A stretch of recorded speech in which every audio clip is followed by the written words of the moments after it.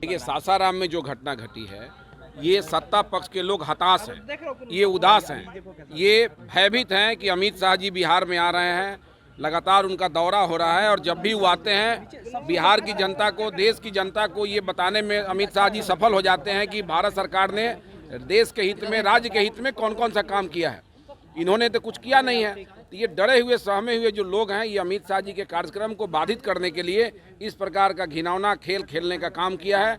ये प्रायोजित इन लोग का था, जो इस प्रकार का काम करके अमित शाह जी के अरे सत्ता पक्ष का था बिहार में, दूसरा किसका रहेगा? दूसरा ही काम कौन करेगा? जो अमित शाह जी से डरा हुआ है वही नहीं काम करेगा।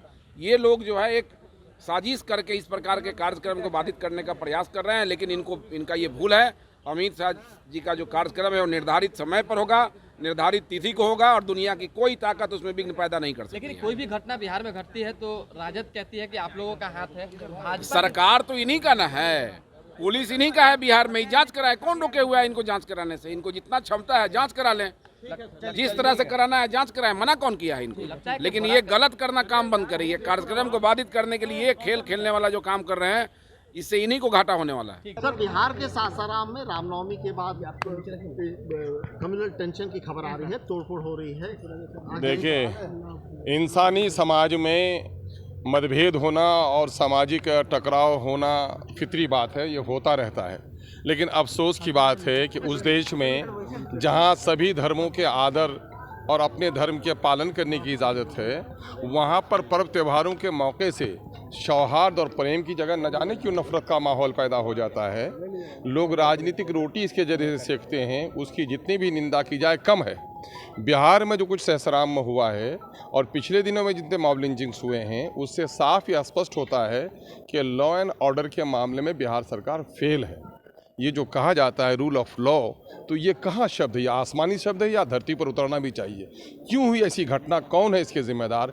चूँकि जिन पदाधिकारियों के गफलत की वजह से इस तरह की घटनाएं घटती हैं और जिन लोगों के ज़रिए से ये काला करतूत होता है, ऐसे लोगों को चूँकि मुनासिब सज़ा नहीं मिल पाती है, यही वजह है कि लोग राजनीतिक स्वार्थ और अपने निज स्वार्थ के लिए इस किस्म का पाप कर रहे हैं। मैं समझता हूँ देश के लिए और समाज के लिए ये अच्छी अलामत नहीं है कि धर्म के नाम पर, जाति के नाम पर, मज़हब के नाम पर लोग पर्व त्यौहार मनाएं। अच्छी बात है, लेकिन ये इस तरह के जो वातावरण पैदा हो रहा है, सरकार इस पर अगर काबू नहीं पा रही है तो मैं समझता हूँ कि सरकार का फेलियर है। बीजेपी का कहना है कि अमित शाह की सभा है, इस वजह से षड्यंत्र रचा जा रहा है, वहाँ माहौल बिगाड़ने की कोशिश की। अब बीजेपी का क्या कहना है? बीजेपी की पेशानी पे तो खुद ही सौहार्द बिगाड़ने का लिखा हुआ है, वो दूसरों को क्या कहे। लेकिन मामला ये है कि मैं बीजेपी और जदयू की बात नहीं करूंगा। मैं ये कहूंगा कि बिहार के शासन में जो लोग विराजमान हैं, उनकी जिम्मेदारी है कि वो लॉ एंड ऑर्डर को चुस्त दुरुस्त करे और यहाँ के पीस को मेंटेन करना उसकी जिम्मेदारी है। लेकिन एक समय में सुशासन की चर्चा खूब होती है। यकीनन है कि सुशासन का लफ्ज